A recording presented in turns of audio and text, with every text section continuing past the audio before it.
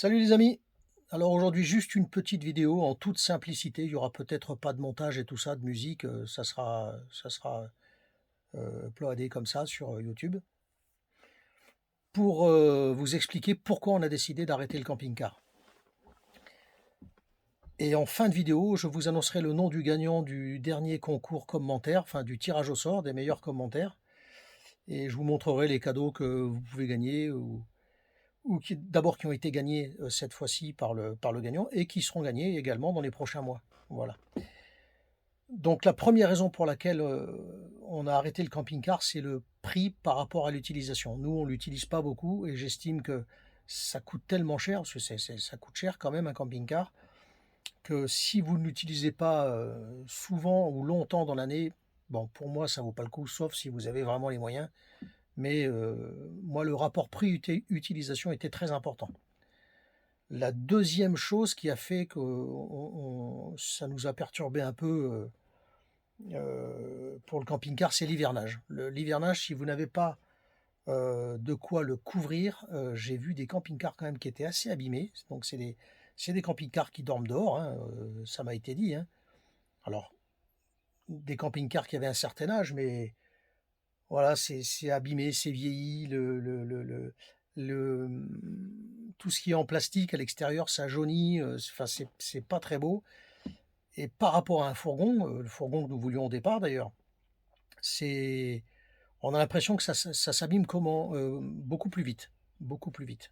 Parce que le fourgon, il est en tôle, il y a moins de plastique à l'extérieur, il y en a un petit peu quand même, hein, pour les trappes, électriques, la trappe eau et cetera, mais bon, j'ai l'impression que ça s'abîme un peu moins vite quand même. Maintenant, peut-être que je me trompe, si je me trompe, dites-le moi dans les commentaires, dites-moi: «Bah si, un fourgon, bah oui, si, ça s'abîme quand même, tu vas voir», Bon, moi je me fais peut-être une fausse idée, mais bon, moi j'avais peur qu'il s'abîme. Alors au prix que ça coûte, c'est quand même ennuyeux. Maintenant, je sais qu'on risque d'avoir des regrets avec, en changeant, en quittant le camping-car pour repartir sur notre idée de départ, qui était le fourgon. Parce que pour ceux qui me suivent, souvenez-vous que d'abord, on n'est pas notre premier camping-car puisque là, c'est le rapido, c'était le 5e. On a eu 2 capucines avant et puis 3 profilés derrière, dont ce fameux 686 F de chez Rapido, qui était vraiment un très, très bon camping-car. C'était vraiment un beau produit, un bon produit. Mais donc voilà, lorsqu'on est allé à la concession, pour acheter un fourgon, et on est tombé sur ce rapido et puis bon, on a craqué dessus, c'est tellement beau, c'est tellement grand, la soute était tellement grande qu'on se dit: «C'est vrai que pour les vacances, c'est top». Mais c'était pas notre idée de départ. Mon idée de départ à moi, c'était un fourgon. Je savais que c'était plus petit, mais pour moi, c'était plus pratique parce que pour ce qu'on allait en faire et ce que j'en fais, c'est-à-dire bouger, quasiment tous les jours, bouger tous les jours même, voilà, pour moi, c'était plus pratique et puis ça permet aussi d'aller dans des endroits où on ne peut pas aller avec un camping-car ou alors où on peut aller parce que, ben, on aura moins peur d'abîmer le fourgon.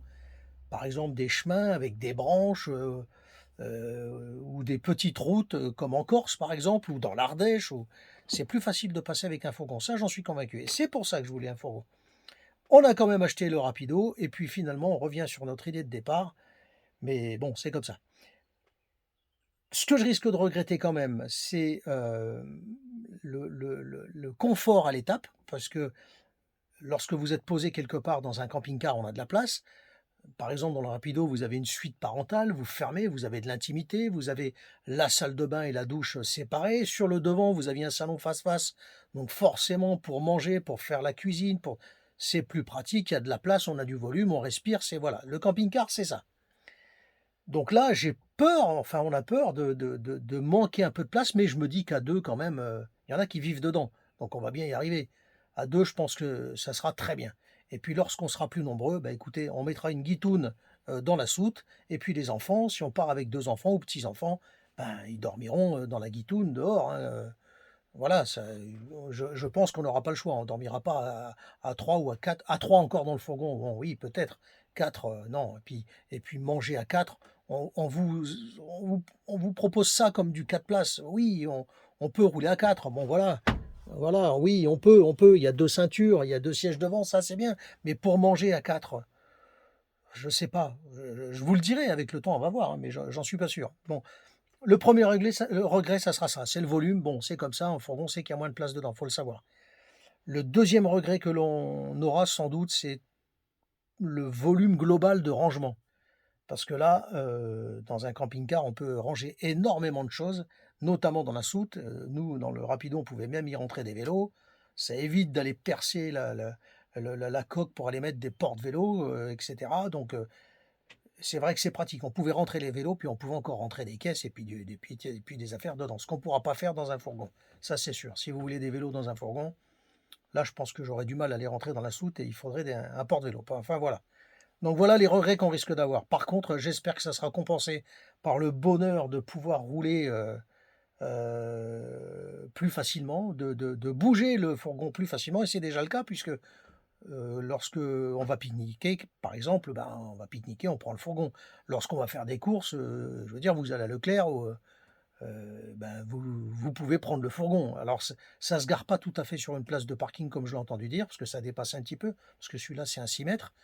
Mais bon, vous vous garez quand même et après en ville, on arrive quand même à peu près à se garer aussi. En tous les cas, beaucoup plus facilement qu'avec un camping-car et j'espère que tout ça compensera le manque d'espace que l'on a et puis je vous ferai un retour très bientôt de toute façon et ce qu'il y a de bien, c'est que justement, on aura, connu le camping-car avec 5 modèles différents sur des années et puis que là, on passe sur un fourgon et puis on va pouvoir comparer. Ça, c'est super.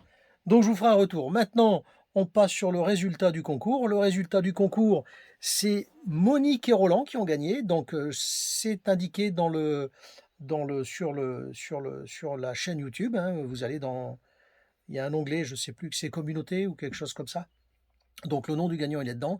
Il y a juste une chose à faire, Monique et Roland, si vous voyez la vidéo, c'est de m'envoyer vos coordonnées pardon, pour recevoir vos cadeaux. Les cadeaux, qu'est-ce que l'on a? Bah écoutez, c'est là. Alors ça ne sera pas tout ça en même temps, mais vous aurez le choix, soit une belle montre comme ça, Danwatch, c'est vraiment de la belle montre, c'est de la qualité, on a des beaux produits, soit des Tomaso, ça sera aussi suivant les produits que j'ai, un parfum, soit de la montre comme ça, soit un style Ice Watch, mais alors celle-ci elle est très bien, elle est étanche, a été testée en baptême de plongée, donc ça pose aucun problème pour l'été, c'est super léger, c'est anti-allergique, enfin c'est vraiment du très bon produit avec un mouvement japonais dont je ne citerai pas le nom, mais de très bonne facture. Voilà, ça, beau cadeau ça. Donc vous aurez au choix, ou suivant ce que j'ai, bah, soit une montre, un parfum, voilà, ça c'est acté. Donc ça sera, allez, on va dire 3 produits. Un parfum, une montre, une des montres, et après je vous glisserai des accessoires camping-car, bah, soit un tour de cou, soit un canif multifonction, soit un stylo lampe. Voilà, que des choses pratiques pour les camping-caristes. Voilà, et dans une prochaine vidéo, on repasse sur moi, dans une prochaine vidéo, je vous ferai la visite du fourgon, voilà, du fourgon, avec tiens, des petites astuces que j'ai trouvées. Voilà, par exemple, eh ben, je reçois la télé, mais on n'a pas fait monter d'antenne, donc ça évite de percer, ça évite de mettre une antenne, ça évite de mettre une télévision, un bras de télévision. Bah, tout ça, c'est économisé. Je vous montrerai comment je reçois la télé, et en plus, on la reçoit encore mieux qu'avec l'antenne. J'ai moins de problèmes. Et puis, un truc qui sera intéressant aussi à constater, à voir à l'usage, c'est le fait de voir comment on tient en autonomie. Je ne parle pas d'eau puisque on a quasiment les mêmes réserves que sur le camping-car, mais par contre au niveau électrique, de l'autonomie électrique, je n'ai pas mis de panneaux solaires. Donc on va tenir avec les 2 batteries et un petit booster de batterie qui est installé d'origine. On va voir ce que ça donne. Si on tient avec ça, normalement il n'y a pas de raison. Les 4 premiers camping-cars que j'ai eus, j'ai jamais installé de panneaux solaires. Donc plutôt que de les faire installer machinalement comme j'ai failli le faire, cette fois-ci je ne l'ai pas fait et je vous ferai un retour également sur l'autonomie électrique. Voilà, ben je crois que j'ai fait le tour. Dans une prochaine vidéo, je vous ferai visiter le le fourgon complètement. Et puis, oui, je vous montrerai quelques petites astuces qu'on a mis en place, mais bon, pas grand-chose, là, comme la télé. Et puis après, je ne sais plus si les rangements dans les placards, des petits trucs sympas, voilà, comme ça. Mais bon, et puis les tiroirs de cuisine, etc. Enfin, voilà. Cette vidéo est maintenant terminée. Je vous remercie de l'avoir regardée et je vous dis à bientôt. N'oubliez pas le petit pouce bleu si ça vous a plu, un petit commentaire sympathique et puis abonnez-vous, quoi. Pour nous, c'est toujours utile, c'est bien, c'est ce qui fait avancer la chaîne, c'est ce qui nous motive à continuer et puis c'est motivant. Voilà. Je vous dis à bientôt pour une prochaine vidéo et n'oubliez pas le petit pouce bleu, abonnez-vous. Allez, à bientôt.